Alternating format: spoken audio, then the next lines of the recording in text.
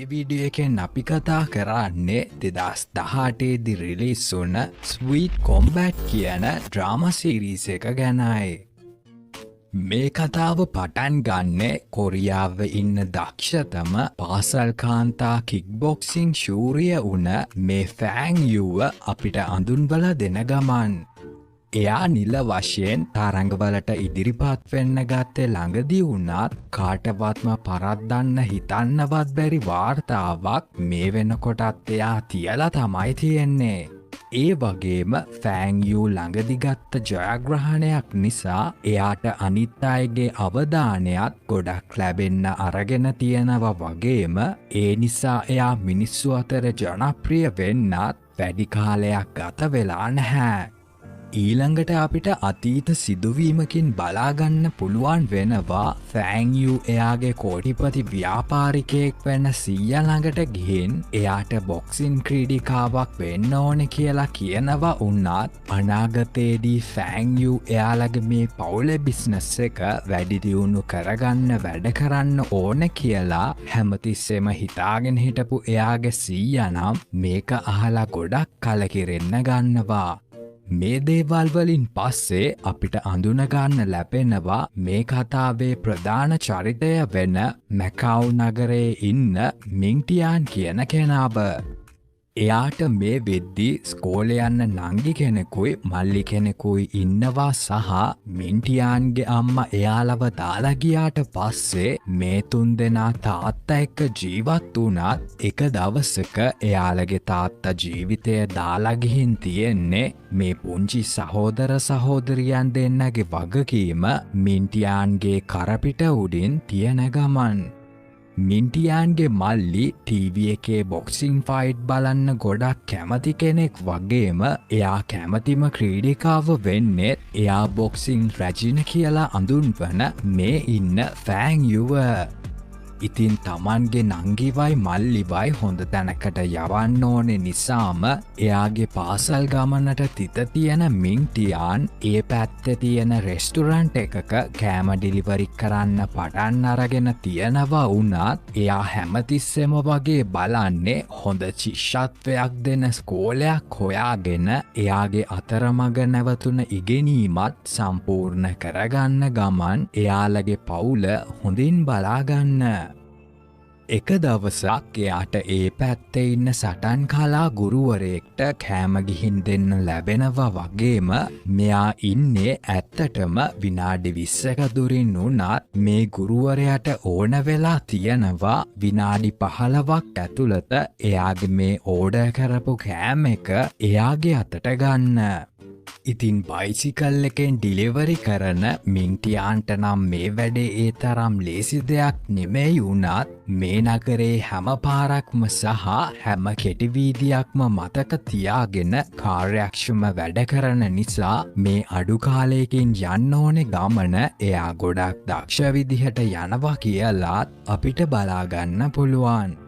ඉතින් මින්ටියාන් නියමිත තැනට ලන්වෙද්දීම එතන ඉන්න වයසක එළවලු වෙලෙන්දියකගේ කරත්තයෙන් එළවලු වැටෙනවා දැක්කට පස්සේ එයා පුළුවන් විදිහට ඒවා අහුලලා දෙන්න උත්සාහ කළත් බෑවුමක තියෙන මේ කරත්තය ටිකෙන් ටික පාර දිගේ පහළට යන්න ගන්නවා.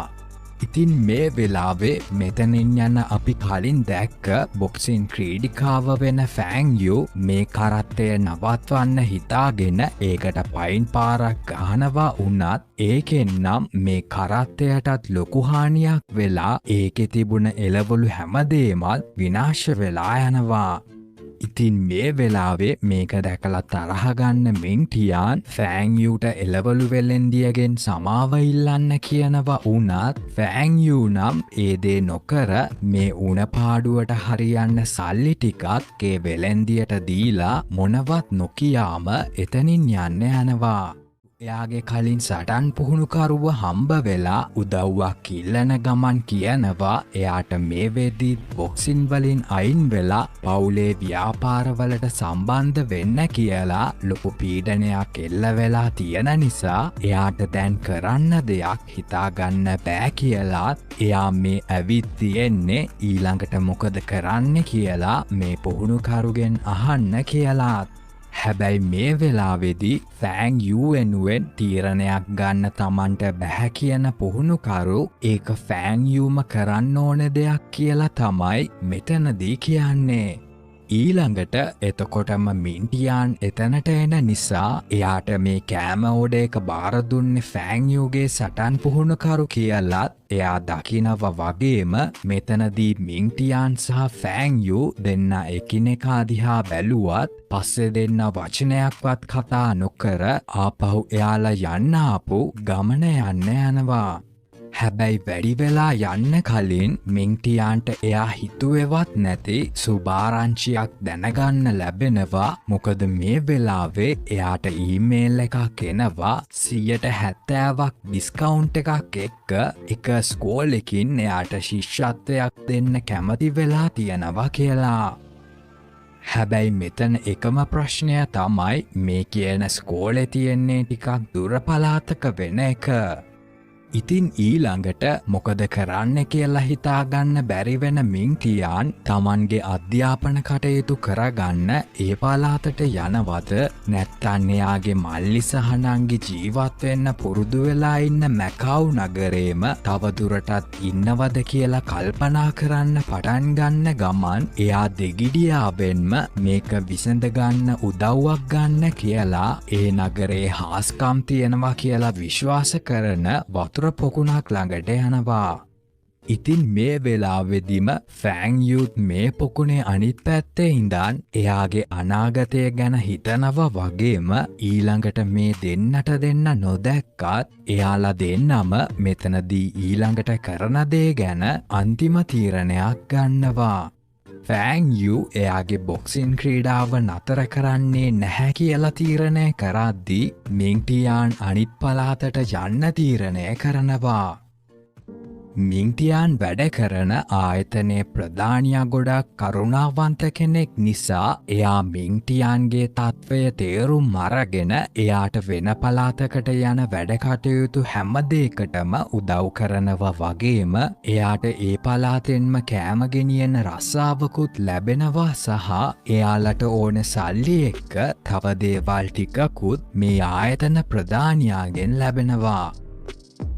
ඊළඟ සීන් එකෙන් අපිට බලාගන්න පුළුවන් මින්ටියාන් එයාගේ නංගි සහ මල්ලි එක්ක අලුත් ගෙදර පදිංචියට ඇවිත් තියෙනවා කියලා.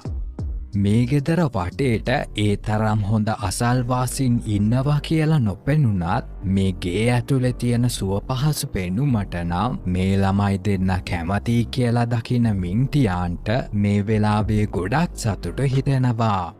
ඊළඟට මේ ගෙදර ඉස්සෙල්ලාම මින්ටියාන් තියන්නේ එයා පොඩි කාලේ එයාගේ පුහුණුකරු එක්ක ගත්ත ෆොටෝ එකක් වගේම මෙතනදී අපිට දැනගන්න ලැබෙනවා ඇත්තටම මින්ටියාන් එයාගේ පුහුණුකරු මැරෙන්න කලින් එයාත් එක්ක පොඩි කාලේ බොක්සින් වලට පුරුදු වෙලා තියෙනවා කියලා.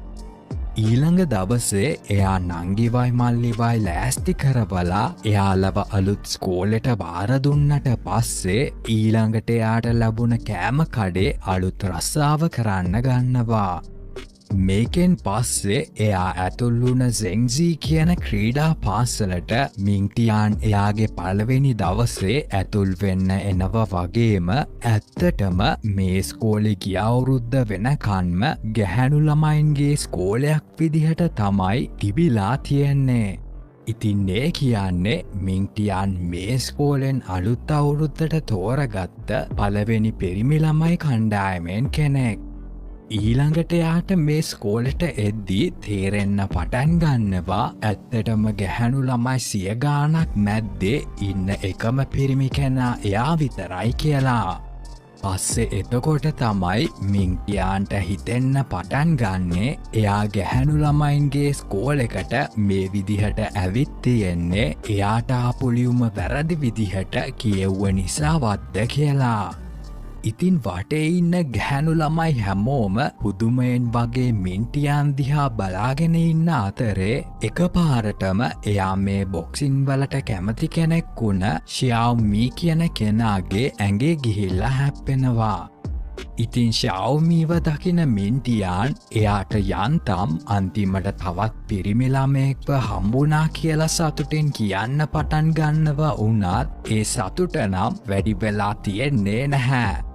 මොකද කොල්ලෙක් වගේ පෙනුම තියෙන ශාවමි ඊළඟට රෝසපාට කොණ්ඩ කට්ටක් අරන් ඔළුවේ ගහන ගමන් එයා ගැහැණු ළමෙක් කියලා අඳුන්වලා දෙද්දී මින්ටියාන් ඊළඟට ෂොක් වෙලා එයාගෙන් සමාව ඉල්ලන්න ගන්නවා. ඉතින් ඒකෙන් පස්සේ ශාවමි මෙතනින් යන්නේ මින්ටියාන්ට තරහින් බනින්න පටන් ගන්න ගමන්. ඒ අතරේ මේ ස්කෝලේ ප්‍රින්සිපල් සහ මේ ඉන්න වාං කියන ගුරුවරයා නම් මේ වෙලාවේ ගොඩක් කනගාටුවෙන් තමයි ඉන්නේ. මොකද එයාලට ඕන වෙලා තියෙන්නේ මේ ස්කෝලේ රටේ තියෙන ප්‍රධානම මිශ්‍ර පාසලක් කරන්න නිසා මේකට පිරිමි ළමයි බඳව ගන්න එක එයාලට ගොඩක් වැදගත් දෙයක්. කොහොම වුණත් මේ අවුරුද්දේ පිරිමි ළමයි 10 දෙනෙක් මේ ස්කෝලෙට එන්න අයදුම් කරත් එයාලා ස්කෝලෙට ඇවිත් බලද්දී මෙතන ගැහැණු ළමයි විතරක්ම ඉන්නවා කියලා දැකලා පස්සේ ඒ හැම පිරිමි ළමයන්ම වගේ වෙන ස්කෝලවලට මාරු වෙන්න ඉල්ලලා තියෙනවා. අනේ හතුරෙක්ටවත් වෙන්න එපා මේ වගේ දෙයක්. ඉතින් ප්‍රින්සිපල් මේ වෙලාවේ වාන්ට කියන්නේ මොනවම හරි කරලා දැන් ඉතුරු වෙලා ඉන්න මින්ටියාන්ව මේ ස්කෝලේ ඉන්න කැමති කරවගන්න කියලා. ඒ අතරේ ස්කෝලේ පළවෙනි පිරිමි ළමයාගේ පැමිණීමත් එක්ක මේ ස්කෝලේ ගැහැණු ළමයි නම් පිස්සු වැටිලා තමයි ඉන්නේ. එයාලා මින්ටියාන් යන පාර හරස් කරනවා බලෙන් උදව් කරන්න පැනගෙන එනවා විතරක් නෙමෙයි එයාව ප්‍රින්සිපල්ගේ කාමරයට එක්කගෙන යන්නේ කවුද කියලා ශාවමි සහ තවත් ගැහැණු ළමයෙක් එතන රණ්ඩු වෙන්නත් පටන් ගන්නවා. ඉතින් අන්තිමට මින්ටියාන්ට කොහොම හරි එයාලගේ අවධානය වෙන පැත්තකට හරවලා එතනින් මාරු වෙන්න පුළුවන් වෙන නිසා ඒ රණ්ඩුව නම් එතනින් ඉවර වෙනවා. ඉතින් මේ විදිහට පැනලා යන මින්ටියාන්ට හදිස්සියෙම ෆෑන්යුවත් මුණ ගැහෙද්දී මේ ඉන්නේ කලින් දවසේ හම්බ වුණ නපුරු ගැහැණු ළමයා කියලා අඳුනගන්න එයාට වැඩි වෙලා යන්නේ නැහැ. මේ වෙලාවේ ෆෑන්යුගේ බෑග් එක නිසා මින්ටියාන්ගේ අත ටිකක් තුවාල වෙනවත් එක්ක ඊළඟට ෆෑන්යු එයාට බෙහෙත් ටිකක් දාගන්න කියලා සල්ලි දෙද්දි නම් මින්ටියාන්ට ගොඩක් තරහ යනවා. ඉතින් එයා ෆෑන්යුට සමාව ඉල්ලන්න කියලා කියද්දී ඒක ප්‍රතික්ෂේප කරන ගමන් ෆෑන්යු නම් කියන්නේ සමාව ඉල්ලනවට වඩා සල්ලි ලොකුයි කියලා.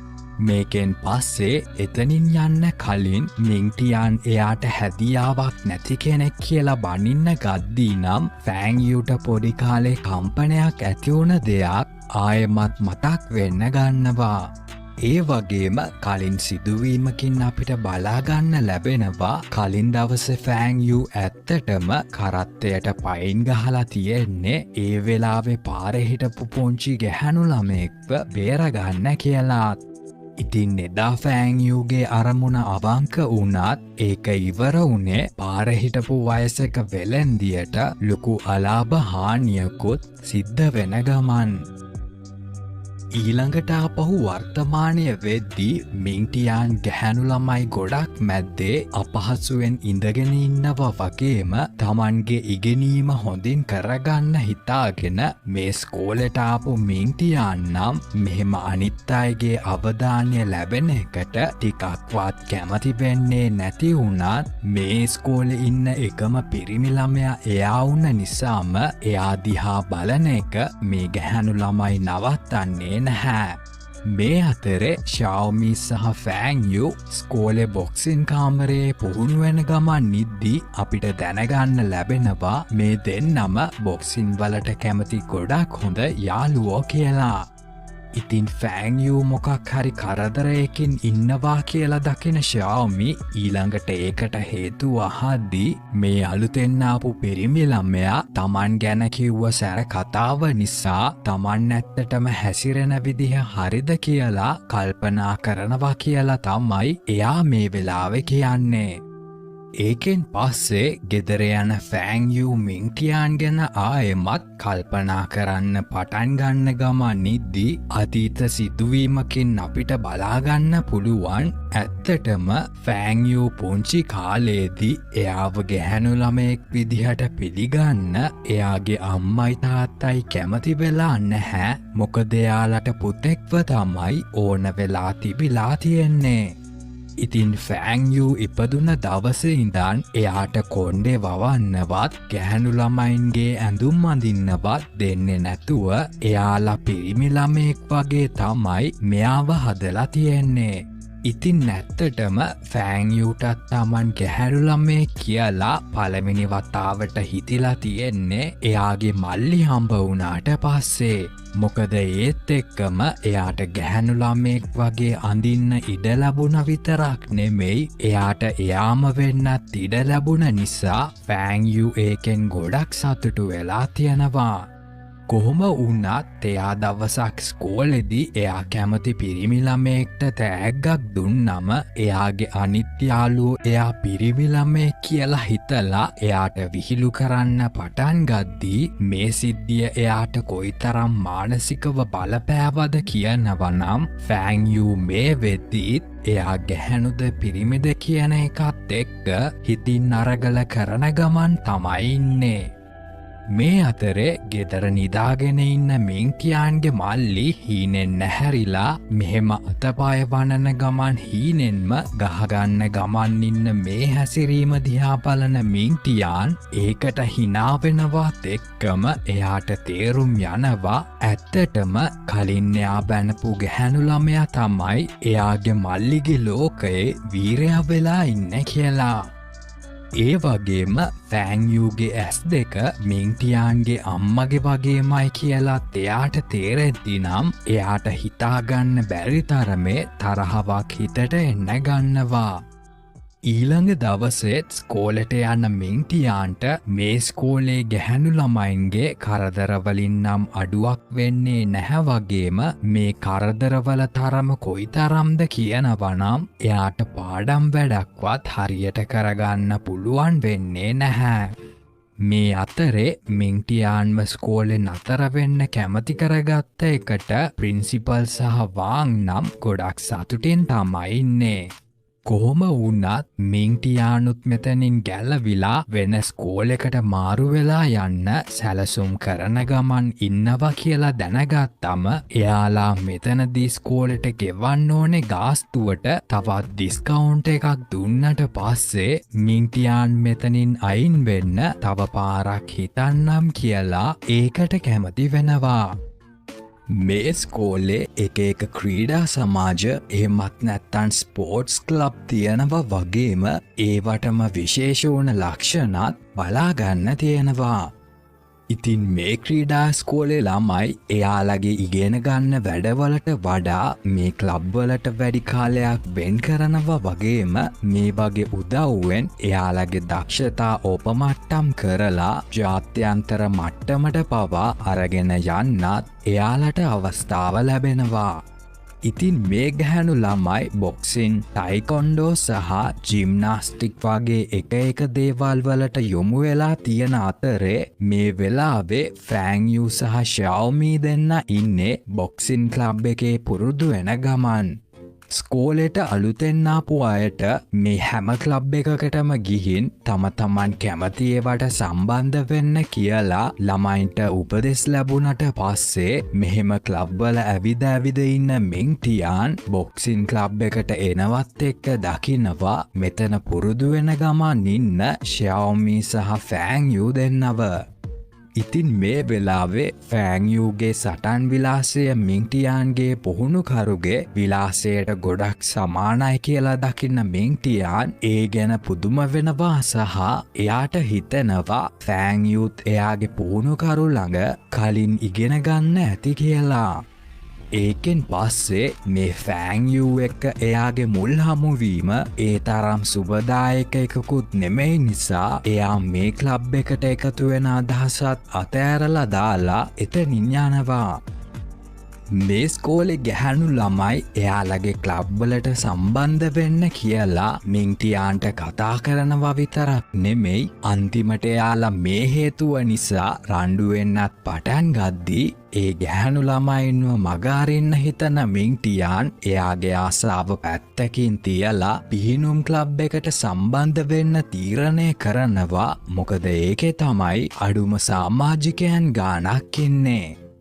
ඉතින් ඊළඟට මින්ටියන් මේ ස්කෝලේ පූල් එකේ ඉඳන් එයාලගේ පුහුණුකරුවා යනකන් පීනන්න පටන් ගත්තත් පුදුමයකට වගේ මේ පූල් එක එක විදිහේ මාළුන්ගෙන් පිරීලා ඉන්නවා කියලා එයා ඊළඟට දකිනවා. ඒකෙන් පස්සේ එතනට එන ගැහැණු කෙනෙක් කියනවා මේ පිහිනුම් ක්ලබ් එකේ කට්ටිය නැති නිසා එයාලා එක අයින් කරලා තියෙන්නේ කියලා වගේම මේ වෙද්දී ඒක ස්වභාවික තටාකයක් විදිහට පත් කරලා තියෙනවා කියලා. ඒ කියන්නේ මින්ටියාන් මේ පීනන්න ඇත්තටම මාළු ටැංකියකට තමයි පැනලා තියෙන්නේ. ඉතින් මේකෙන් පස්සේ නම් වැඩියෙන් ගාස්තුවක් ගෙවන්න වුණත් තමන් වෙන ස්කෝලෙකට යනවාමයි කියලා මින්ටියාන් මේ වෙලාවේ තීරණය කරනවා. ඉතින් එයා මේ ගැන එයාලගේ ගුරුවරයා වෙන වාන්ට කිව්වම වාන් එයාට යන්න එපා කියලා බැගෑපත් වෙනව විතරක් නෙමෙයි එයා මින්ටියන්ගේ හැඩරුව තියෙන ෆොටෝ එකක් අලුතෙන් හදන පිරිමි ළමයින්ගේ වොෂරූම් එකේ ගහනවා කියලාත් ඊළඟට පොරොන්දු වෙනවා.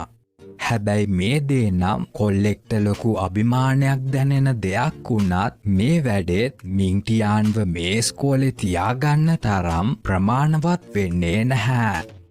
ඒ නිසාම එයා දිගින් දිගටම තමන්ට ස්කෝලේ මාරු කරන්න අවසර දෙන්න කියලා ඉල්ලද්දී අන්තිමට වාන් කියනවා එයාට ස්කෝලෙන් අයින් වෙන්න ඕනේ නම් කරන්න තියෙන්නේ බොහොම පොඩි වැඩක් විතරයි කියලා. එයාට තියෙන්නේ මේ අස්වීමේ ඇප්ලිකේෂන් එක පුරවලා ස්කෝලේ තියෙන තැපැල් පෙට්ටියට දාන එක විතරයි.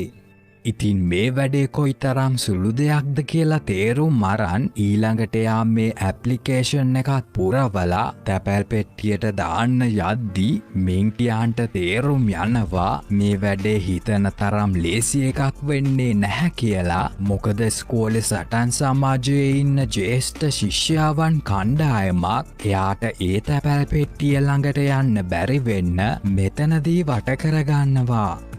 ඉතින් මෙයාලවත් රහසේම මේ වැඩේට පත් කරලා තියෙන්නේ මේ ඉන්න වාන්ම තමයි. ඉතින් මේ පළපුරුදු ගැහැණු ළමයි ගොඩක් එක්ක මින්ටියාන්ට එයාගේ වැඩේ කරනවා තියා හිතන්නවත් පුළුවන් වෙන්නේ නැති නිසා ඊළඟට එයා මින්ටියාන්ව වාන් ඉන්න ඔෆිස් එකටම ආපහු හරවලා යවනවා.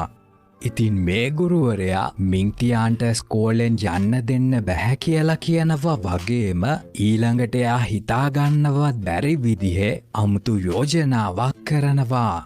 ඒ කියන්නේ මින්ටියාන්ගේ ශිෂ්‍ය ණය ගෙවන කාලය පොලියක් නැතුවම අවුරුදු 30ක් වෙනකන් වැඩි කරලා දෙනවා කියලා තමයි එයා මෙතනදී කියන්නේ.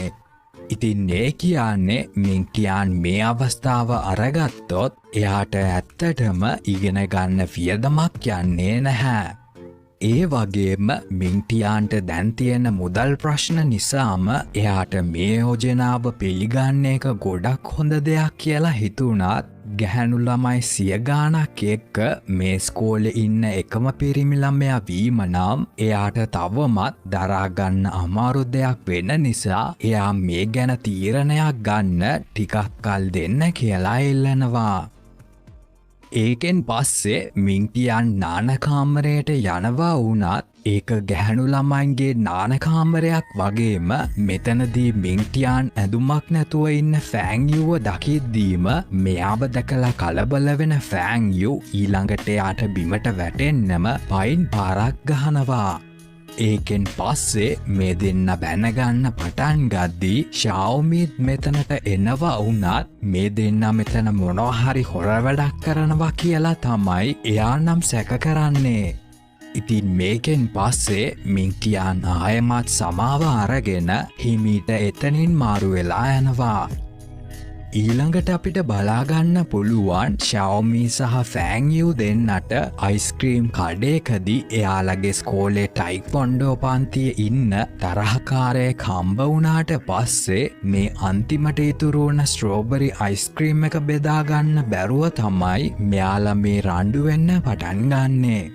මේ අතරෙදි මින්ටියාන් එයාගේ කෑම ඕඩර් එකක් දෙන්න යද්දී කරදරකාර ළමයි කණ්ඩායමක් එක ළමයෙක්ව ඇදගෙන යනවා කියලා එයා ඊළඟට දකිනවා. පස්සේ මින්ටියාන් මේ ළමයාට මෙතනින් ගැලවිලා යන්න උදව් කරනවා වුණත් අන්තිමට මින්ටියාන්ව තමයි මේ හිංසාකාරයන්ට කොටු වෙලා යන්නේ. එයාලා මින්ටියාන්ව පිට්ටනියකට ඇදගෙන ගිහින් එයාට තර්ජනය කරන ගමන් කරදර කරන්න පටන් ගද්දී මේ වෙලාවෙම මෙතනට එන්න ෆෑන්යූ සහ Xiaomi දෙන්න මුලින් මේ හිංසාකාරයන්ට කතා කරලා ප්‍රශ්නය විසඳගන්න හැදුවත් ඒ හිංසාකාරයන් මේ ගැහැණු ළමයින්ව තල්ලු කරලා දාන්න ගිහිල්ලා ඊළඟට වැඩ වරද්ද ගන්නවා. ඉතින් අන්තිමට මේ රණ්ඩුව ඉවර වෙන්නේ මේ ගැහැණු ළමයි මින්ටියාන් එක්ක එකතු වෙලා මේ වදකාරයන් එක්ක ගහගන්න පටන්ගෙන අන්තිමට ඒ කණ්ඩායමව මෙතනින් පන්නලා දැම්මට පස්සෙයි. ඉතින් මේ සිද්ධියත් එක්කම මින්ටියාන් මේ ගැහැණු ළමයින්ට ස්තුතිවන්ත වෙනව විතරක් නෙමෙයි එයාලා එක්ක හොඳ යාළුවෝ විදිහට ටිකෙන් ටික සමීප වෙන්නත් ගන්නවා. ඉතින් මේ දේවල් එක්ක කාලය ගත වෙලා යද්දී ස්කෝලෙදි එක ප්‍රශ්නවලට මුහුණ දෙන්න වුණත් ඇත්තටම මේ ගැහැණු ළමයි එක්ක මින්ටියාන්ගේ පාසල් ජීවිතය ඒ තරම්ම නරක නැහැ කියලා එයාට තේරුම් යන්න නිසා එයා මේ එයාගේ ස්කෝලේ මාරු කරන ඉල්ලීමත් අයින් කරගෙන මේ ජෙන්ජී කියන ස්කෝලේ දිගටම ඉන්නත් ඊළඟට තීරණය කරනවා. ඉතින් ඊළඟ දවසේ එයා වාංව හම්බ වෙලා එයාට කලින් කරපු යෝජනාව මෙතනදී පිළිගද්දී වාං වුණත් මේක අහලා ගොඩක් සතුටු වෙනවා. ඉතින් මින්ටියාන්ට මේ ලැබුණ වාසිදායක අවස්ථාව වගේම අලුත් යාළුවෝ ටිකත් එක්ක එයාගේ ඉදිරි අවුරුදු 4 කරදරයක් නැතුව ගෙවන ගමන් මහන්සි වෙලා වැඩ කරලා එයාගේ මල්ලි සහ නංගිට හොඳ අනාගතයක් හදලා දෙන්න තමයි මින්ටියාන් දැන් බලාපොරොත්තුවෙන් ඉන්නේ කියලා පෙන්නන ගමන් තමයි මේ කතාව ඉවර වෙන්නේ. ඉතින් මේ විදිහට තමයි ගැහැණු ළමයින්ගේ ස්කෝල් එක ඉගෙන ගන්න ස්ථීර වුණ මින්ටියාන්ගේ කතාව දිගහැරෙන්නේ වගේම මෙයාගේ ඉස්සරහා අවුරුදු 4 ඇතුලේ මොනවා වෙනවද කියලා දැනගන්න කැමති නම් මේ වීඩියෝ එකට ලයික් එකක් දාලා ඒක අපිට දන්වන්න.